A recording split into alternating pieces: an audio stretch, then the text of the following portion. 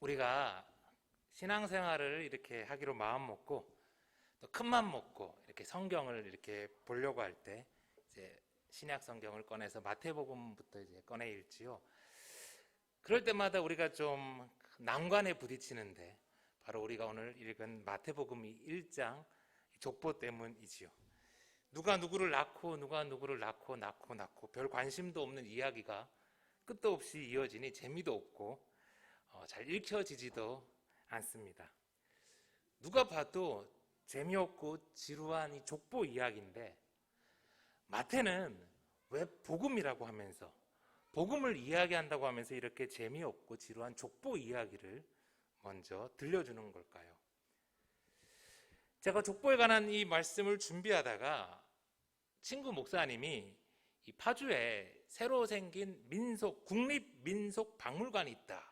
그래서 본인이 이렇게 온라인으로 예약을 다 해두었다고 그렇게 하셔서 마침 족보를 설교 준비하다가 왠지 민속박물관 하면 좀 연관이 있을 것 같기도 해서 날씨도 좋고 또 우리 성도님들이랑 나중에 한번 같이 가보면 어떨까 답사겸 해서 제가 한번 다녀왔어요. 국립박물관이라고 하길래 저는 좀 고려청자나 이렇게 백자 이런 게 있는 줄 알고 이렇게 갔는데 그런 건 전혀 없더라고요. 한번 보여주세요, 그림을. 네. 이번에 새로 생긴 파주 민속박물관입니다. 헤일이 옆에 있어요. 이 박물관답게 이 외관이 거대한 이 프레임으로 이렇게 이루어져 있고 유리벽이 있어서 그 안이 잘 보여졌어요. 그 다음 그림 보면요, 이 거대한 프레임으로 된 그 건물 안으로 들어가니까 또 전시물들을 이렇게 프레임을 잘 만들어 놓아서 이렇게 항아리나 나무, 나무로 만든 식탁 이런 것들을 그 프레임 속에다가 잘 넣어 두었더라고요.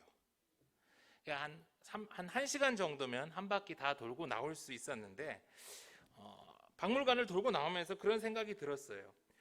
청자나 고려 청자나 백자가 아닌 평범한 항아리, 그런 또 나무 장식들 주변에서 흔히 볼 수 있었던 것들인데 그게 별 관심을 끌지 못했거든요. 그런데 이게 이 프레임 안에 들어가 있으니까 새롭게 보이는 거예요. 가치 있게 보이고 평범한 항아리를 그 빛내게 해주는 그 프레임들을 보면서 오늘 마태는 같은 마음으로 이 족보라는 것을 만들고 우리에게 들려주는 것이 아닌가 생각이 들었습니다. 여러분, 제가 그동안 마가복음을 쭉 설교를 했잖아요. 여러분, 마가가 누구라고 했습니까? 처음에는 부잣집 도련님으로 겁장이었잖아요. 그런데 그가 훗날 베드로의 비서 역할을 충실히 해낸 바나바의 조카였죠. 그가 베드로도 바울도 다 순교하시고 난 뒤에 로마에 남아있는 이방인 성도들을 위해서 마가복음을 담대히 썼어요. 여러분 기억나시죠? 이렇게 마가가 어떤 사람이었는지, 그리고 마가가 누구를 위해서 복음을 썼는지를 우리가 알면 마가복음을 이해하는데 훨씬 도움이 돼요. 여러분, 그러면 마태는 누구일까요? 존재감은 없지만 마태는 예수님의 12 제자 중 하나였고 그가 원래 했었던 일은 세리입니다. 세리. 예수님이 그를 부르기 전까지 그는 로마를 위해 자기 민족인 유대인들로부터 세금을 걷고 살았어요. 당시 사람들이 이 세리를 얼마나 싫어했는지 유대인들이 결코 가져서는 안 되는 직업 둘이 세리와 창기였어요. 그 사람들은 회당에 출입하는 것도 금지가 되어 있었습니다. 열심당이라는 사람들이 있었는데요, 그들은 가슴에 칼을 품고 다니면서 세리 같은 매국노를 보면 테러를 하는, 찔러 죽이려고 했던 그런 사람들도 있었어요. 그런 세리 마태를 예수님이 일하고 있는 중에 부르신 거죠. 마태의 원래 이름은 알페오의 아들 레위였어요. 레위. 마가복음과 누가복음에는 모두 다 그를 가르쳐서 레위라고 합니다. 그런데 마태복음에서는 그를 마태라고 해요. 시몬에서 베드로로 변한 것처럼 레위에서 마태로 이름이 변한 거죠. 마태복음에서 자신을 레위가 아닌 마태라고 계속해서 이야기하는 것으로 보아서 그는 레위라는 옛날 이름보다 마태라는 새로운 이름을 좋아했던 것 같아요. 여러분, 마태라는 그 새로운 이름의 뜻은 하나님의 선물이에요. 존재감 없었던 제자 마태는 그 이름처럼 훗날 우리에게 하나님의 선물 같은 마태복음을 보내준 거죠. 여러분, 그럼 마태는요, 이 마태복음을 누굴 위해 썼을까요? 대부분의 학자들은 이 마태복음이 50회 이상 구약 성경을 인용하고 있고, 또 전체적인 이 마태복음의 구성이 모세오경과 매우 유사한 것으로 보아서 마태는 이 복음을 유대인 공동체를 위해서 썼다라고 생각합니다. 조금 더 구체적으로 이그나티우스와 같은 초대교회 교부들의 그런 것들을 고려해 봤을 때 마태는 안디옥에 있었던 유대인들을 위해 이 마태복음을 쓴 것으로 보여요. 이 안디옥에 있던 유대인들은 그전까지 바울이 쓴 편지들이나 사도들이 전해준 그런 이야기를 통해서 예수님에 대해 들어 알고 있었어요. 무엇보다 AD 60년에서 한 70년 사이, 이 마태가 마태복음을 쓸 것보다 한 10년 전에 마가가 쓴 이 마가복음을 통해서 예수님에 대해서 들어 알고 있었을 거예요. 그런데 이 마가복음은요, 마가가 로마에 있던 이방인들을 위해서 쓴 복음이다 보니까 유대인들에게는 무언가 좀 껄끄럽고 좀 아쉬운 게 있었어요. 이 유대인들은 지금은 비록 나라를 잃고 이방 땅에 뿔뿔이 흩어져 살고 있지만 그들은 나는 선택받은 백성이고 여전히 로마로부터 우리를 해방시키고 다윗의 영광을 재현해 줄 메시아가 올 것을 기다리고 있었단 말이죠. 그런데 종의 모습으로 와서 힘없이 로마에 의해 십자가에 달려 죽은 이 나사렛 예수를 하나님의 아들로 받아들인다는 게 그들에게는 쉽지가 않았어요. 안타깝지만 지금도 유대인들 중에는 예수님을 받아들이지 못하고 또 다른 메시아를 기다리는 유대교 사람들이 많이 있죠. 그런 유대인들에게 예수님의 족보 이야기를 하는 건 무슨 도움이 될까요? 여러분 1장 1절을 다시 한번 들어보세요. 아브라함과 다윗의 자손 예수 그리스도의 계보라. 여러분 마가는요, 마가복음을 시작하면서 하나님의 아들 예수 그리스도의 복음의 시작이라고 했죠. 로마에 있던 이방인 성도들에게는 주피터나 그들의 네로 황제 같은 그런 사람들이 아니라 십자가를 진 그리고 부활한 예수 그리스도가 하나님의 아들인 것이 부활의 그 복음의 핵심이었어요. 그렇다면 나라를 잃고 메시아를 간절히 기다리는 유대인들에게 듣고 싶은 복음의 핵심은 무엇일까요? 바로 예수가 유대인들이 그토록 기다리던 아브라함과 다윗의 자손으로부터 우리에게 온 메시아라는 거예요. 그걸 말하고자 마태는 지금 족보 이야기를 하는 거죠. 우리 성경에는 아브라함과 다윗의 자손 예수 그리스도의 계보, 족보라고 되어 있어요. 그런데 헬라어 원문을 가만히 보면요, 다윗과 아브라함의 자손이라고 이렇게 순서가 바뀌어 있어요. 아브라함이 당연히 선조니까 아브라함과 다윗이 맞는 것 같은데 마태는 의도적으로 분명히 다윗과 아브라함이라고 그렇게 표현했어요. 이유가 있겠죠. 17절을 다시 한번 들어볼게요.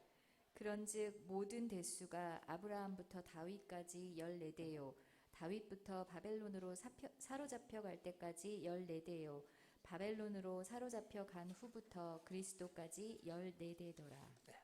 마태는요, 예수님의 족보를 이야기하면서 하나, 둘, 셋 3등분 해가지고 말하고 있어요.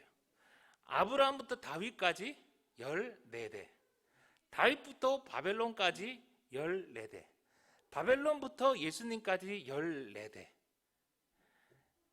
그런데 여러분, 실제 이스라엘의 역사가 아브라함부터 다윗까지 14대, 막 14대, 14대, 딱딱딱 이렇게 들어맞게 그렇게 진행되었을까요?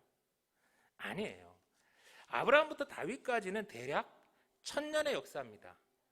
다윗부터 바벨론까지는 400년, 바벨론 이후 예수님까지는 대략 한 600년 정도의 시간이에요. 그러니까 마태는 완전 의도적으로 14대라는 숫자에 맞춰서 족보를 구성하고 있는 거죠. 당시 아라비아 숫자를 쓰지 않고 살았던 유대인들은 히브리어 알파벳에다가 숫자를 부여해서 사용했어요. 그걸 게마트리아라고 하는데요. 이 히브리어 다비드라는 말은요, 달렙, 바우, 달렙 이렇게 세 개의 자음으로 되어 있어요. 각각의 히브리어 단어가 나타내는 숫자의 값이 4, 6, 4. 그래서 이 다비드라는 세 글자의 숫자 합은 4, 6, 4 더해서 14. 그리고 유대인들에게 14는 다윗을 나타내는 숫자였어요. 그러니까 마태는 지금 로마로부터 나라를 되찾고 다윗의 영광을 재현해 줄 메시아를 간절히 기다리는 이 유대인들에게 예수님이야말로 다윗의 자손으로 온 진정한 메시아임을 강조하려고 14라는 숫자에 맞춰서 이렇게 족보를 기록하고 또 아브라함보다 먼저 다윗과 아브라함의 자손임을 강조한 거예요. 계속해서 마태는요, 예수님이 아브라함의 자손임을 말합니다.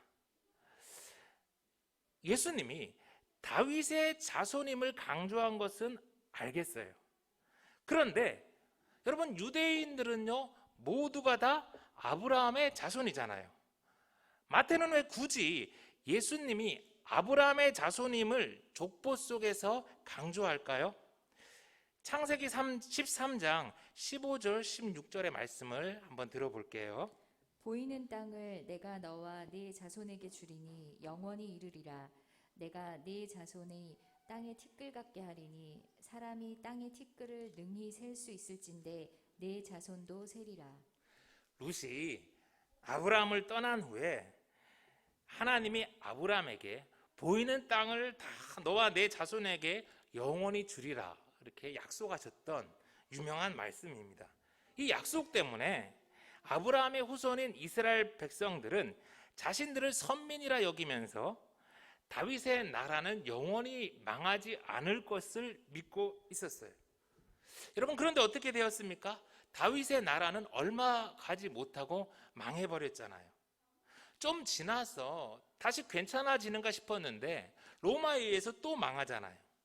아니, 아브라함에게 영원히 주겠다고 언약하셨는데 어떻게 된 겁니까? 바울은요 갈라디아서 3장 16절에서 이렇게 말했어요. 이 약속들은 아브라함과 그 자손에게 말씀하신 것인데 여럿을 가리켜서 그 자손들이라 하지 아니하시고 오직 한 사람을 가리켜 내 자손이라 하셨으니 곧 그리스도라.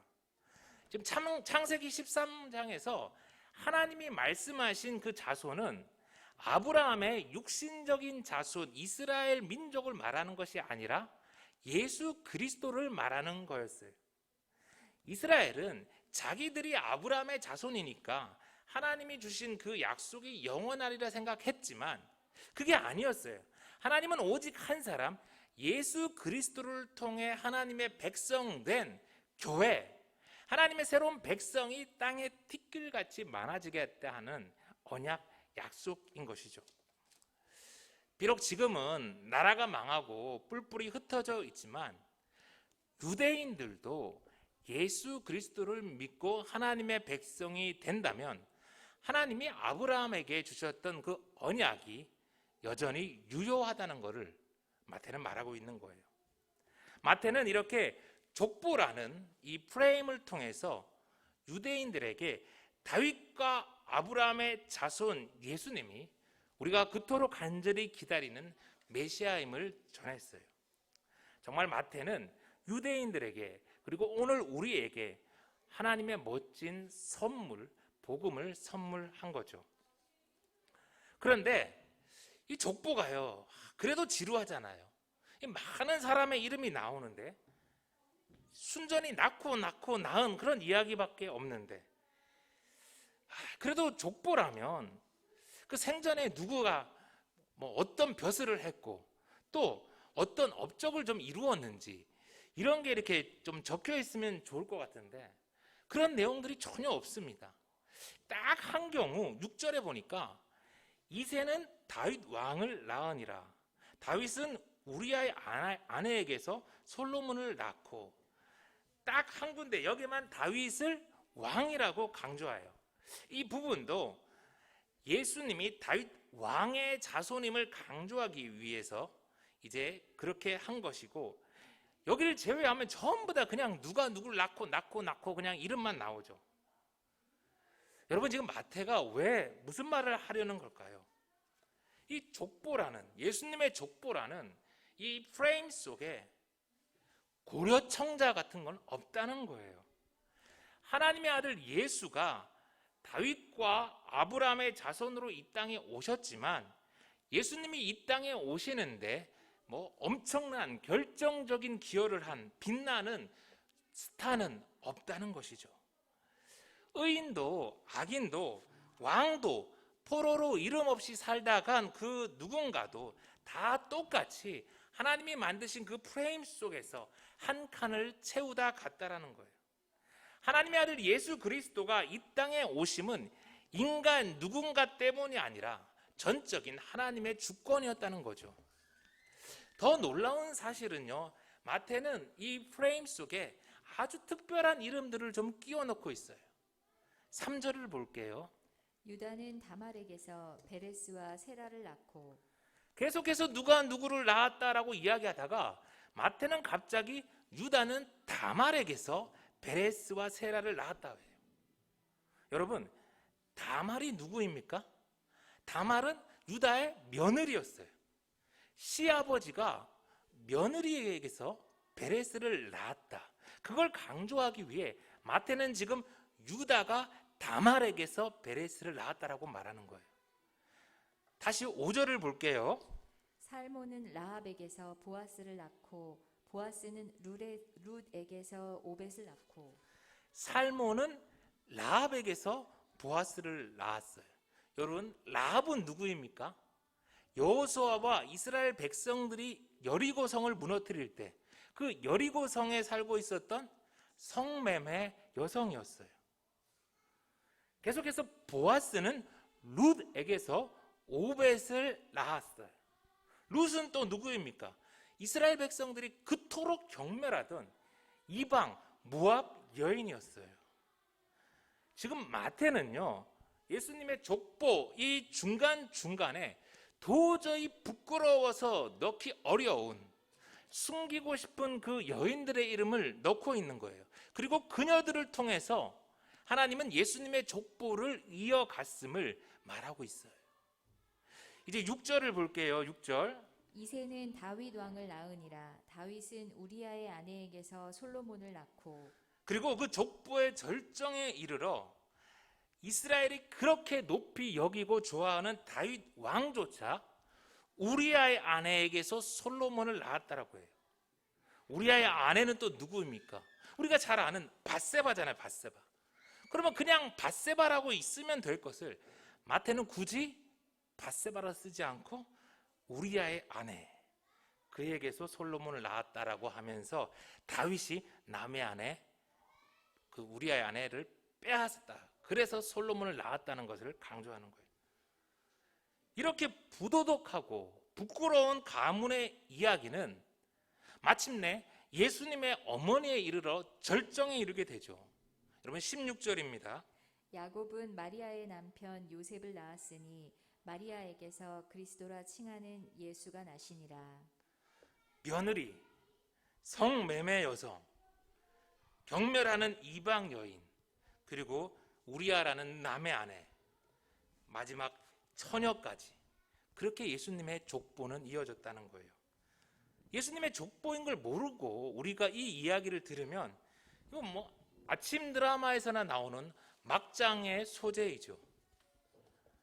그때는 지금보다도 훨씬 더 윤리나 율법이 중요한 시대였는데 마태는 예수님의 이 족보에 이 부끄러운 여인들의 이야기를 적나라하게 넣었죠.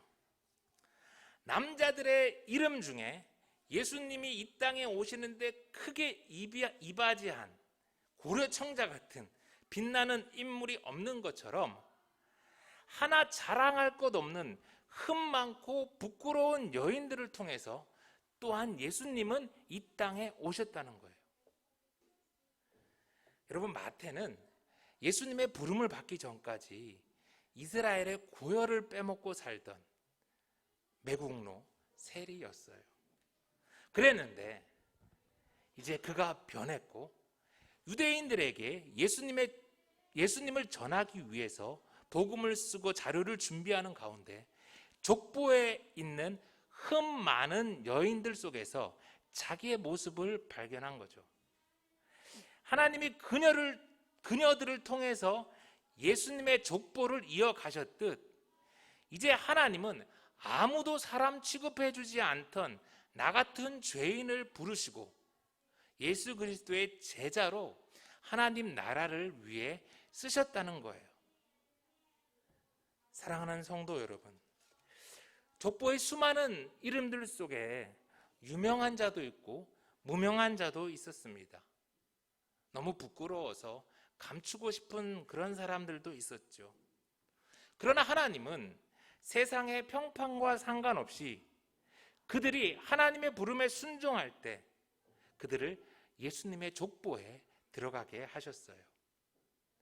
항아리가 막 길가에 굴러다닐 때는 그저 볼품없는 항아리였어요.